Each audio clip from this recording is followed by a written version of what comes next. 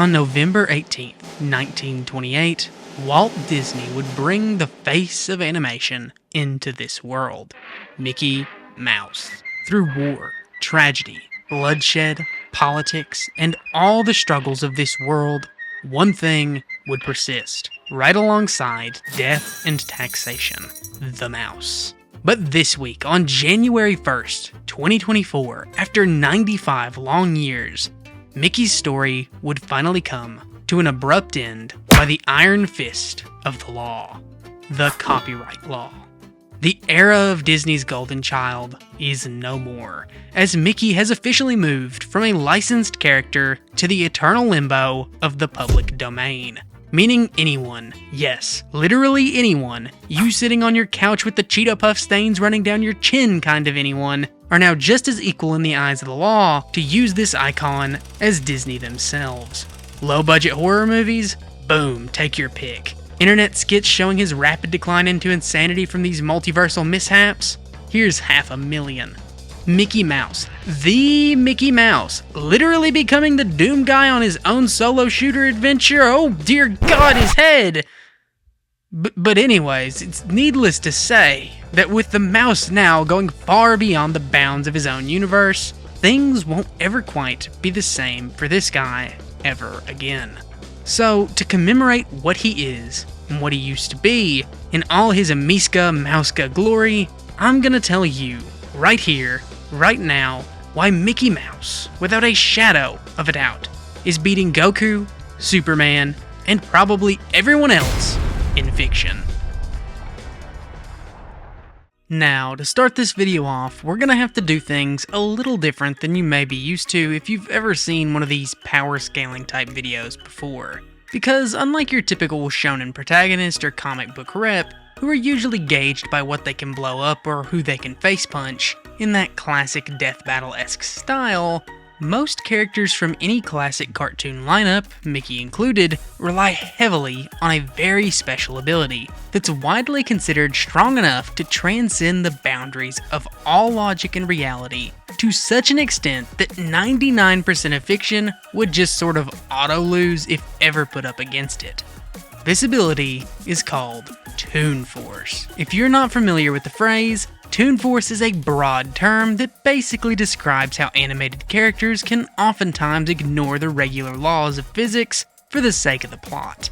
For example, when a cartoon character runs off a cliff but gravity doesn't affect them until they notice it's happened, or the classic character A walks into a drawing, then character B tries to follow but ends up running into the wall gag, would both sort of be considered uses of Toon Force. The tricky part, though, is that this is nowhere near the limit of Toon Force's applications. In fact, as you could probably guess, almost any power you can possibly think of could be granted under the guise of strong enough Toon Force. Ever wonder why Wile E. Coyote can survive all the punishment he does without just, permanently expiring? That's Toon Force. Those random out-of-place scenes where your favorite character goes sicko mode? Also Toon Force. That time Patrick Star literally ran to the sun and back to try and make it a nightlight? That's all Toon Force. Be it everything from simply practical jokes to turning your entire body into a laughing pile of jello, Toon Force users have got it all. But even among other Toon Force users though, Mickey stands as one of the most advanced and developed we've ever seen. Be it his applications of squash and stretch physics, regeneration, astral projection, cloning, teleportation, hammer space, or literally almost any other ability you can possibly think up, Mickey has probably not only done it, but he's probably done it better than whoever you're thinking of. These sort of things even applied to his stats too, where we've seen Mickey casually dodge lightspeed lasers and also become the fastest thing in recorded history, or using it to modify his strength where he's dragged the sun out of the sky and toppled giants, alongside beating up a number of other equally powerful toons during his original runs. In my opinion though, the best depiction of Toon Force's general power level is in the film Who Framed Roger Rabbit. Which, if you've never seen it, for our purposes, this film basically amounts to a big cameo fest featuring countless animation icons, including the likes of Mickey Mouse and Bugs Bunny. where we can unironically learn a whole lot about the lives and upper limits of these classic cartoon characters. But the most important takeaway from the general toon scaling found in this film is that we learn once a toon character is created in Disney canon, they straight up can't die. No exceptions. They can all be flattened, atomized, disintegrated, and otherwise brutalized in any number of other ways with no long-term side effects. But what if I told you, though, that even all of that isn't the reason why Toon Force is usually considered to be too broken for these fictional matchup scenarios? Seriously, even above all that, the real deciding factor that sets Toon Force apart from all other abilities you could possibly wish for, be that your classic super strength all the way up to divine level reality warping, is that Toon Force exists outside the bounds of a story. So while characters like Superman, Goku, Ben 10, and Thanos are all often seen as incredibly strong, they still have some sort of source to thank for their immense power. Whether that's the sun, a watch, spiritual key, or cosmic bling, and no matter how temporary or deeply ingrained these sources are, they still exist within the confines of panels, pages, and storyboards, meaning that for any given character at any given time, they're always subject to the writer of their story stripping them of all of it.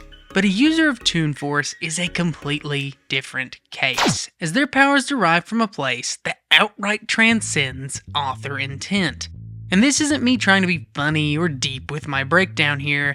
No, the power of Toon Force is so special because not only are these toons who abuse it often outright aware of the writer's existence, but they are capable of using and even blatantly replacing them if the time calls for it. In Mickey's case, this usually comes in the form of him straight up leaving the cartoon to take the animator's place in the real world, altering and removing entire frames from the outside to whatever he wants them to be. So Goku and Superman, yeah, they're just Bill and Ted now.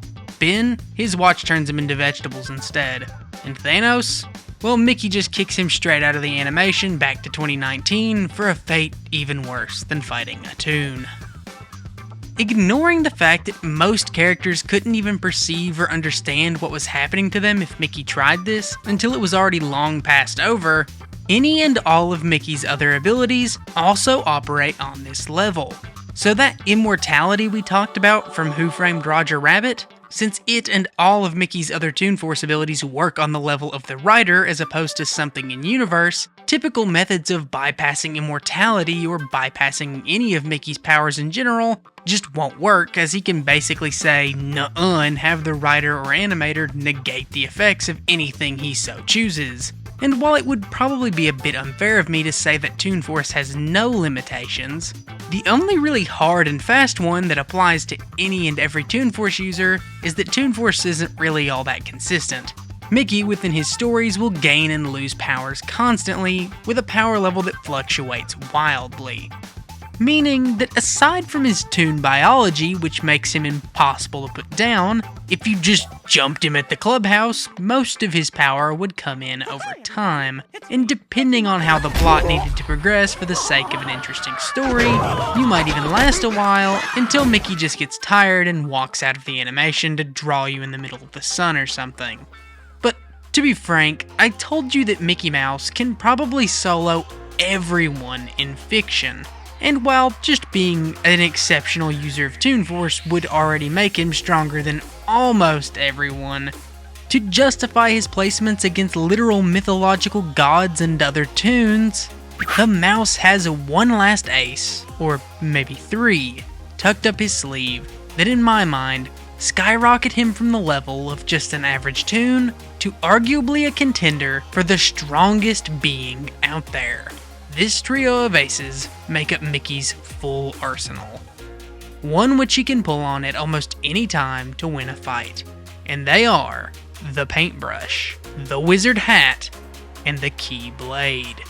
Because you see, sometime during and shortly after Mickey's tenure as a theatrical and comic skit character, he would meet a man known as Yen Sid. However, Yen Sid was not just any ordinary man.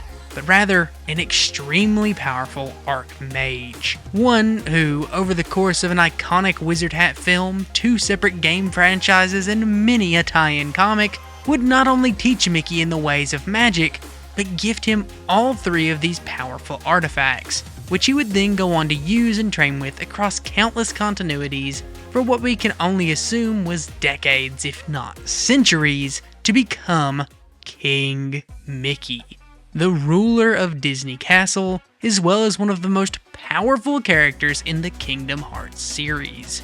Not only did he learn and develop complete control over the nature-bending, reality-warping magic we see present in Fantasia, granted to him by the Wizard Hat, but he's also learned how to control the power of light, so fundamentally that he can teleport, freeze time, shoot lasers, heal himself, and way more than that I don't have time to get into today.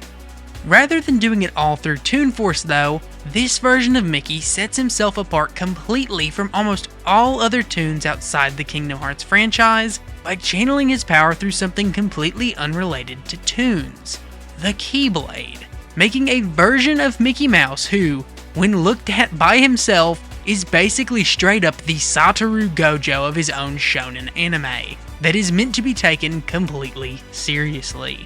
Now, while like I said I don't have time to explain all the insanity that is Kingdom Hearts lore right here and right now, I just want you to watch this little clip, and when you're done, I think you'll understand. Anyone from the organization who'd like to be next? Hey, Sarah!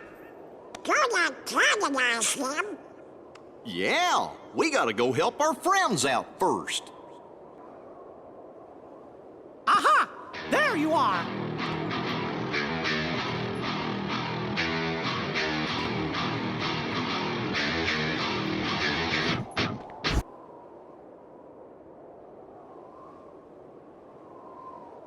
You sure have lots of friends to help.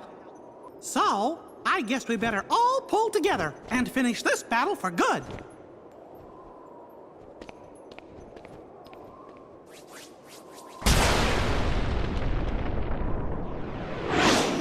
Look out!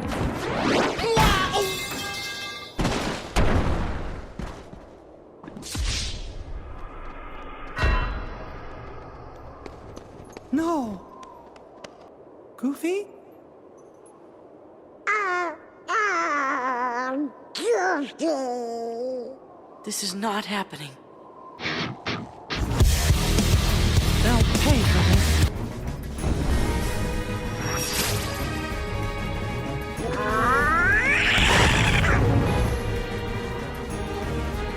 Needless to say, this version of the mouse is clearly no longer fooling around, and with his canon being directly tied back to the original Mickey shorts, saying that this version is the proper endpoint of Mickey's journey, going all the way from Steamboat Rascal to the king of a mighty empire, I feel is more than fitting. So without getting into too much extra detail, when this Mickey is at play, you're fighting someone who has crossed infinite dimensions, dodged thousands of light blasts all at once, fought beings who can threaten the Disney multiverse alongside literal gods such as Hercules and Zeus, has a magic half-key, half-sword that can open anything, even your soul, and he can never lose this power because at any point he feels like it, Mickey can summon back this magical Keyblade to his hand to engage this serious mode, so to speak. And while you could certainly go on to make arguments for King Mickey all on his own still being strong enough to contend with the likes of the strongest in fiction, the bigger advantage gained through Mickey's Keyblade is that he partially mitigates the only weakness of Toon Force, its inconsistency. Meaning that not only is Mickey still an immortal toon, literally incapable of ever perishing, who will eventually solo 99% of fiction using just this power alone, given enough time, but he's also now a god-tier shonen rep in his own right, who could probably fight with the likes of fiction's strongest regardless, and now has a powerful set of reliable abilities to fall back on, ranging all the way from dimension hopping to literally opening locked cookie jars when Toon Force fails him.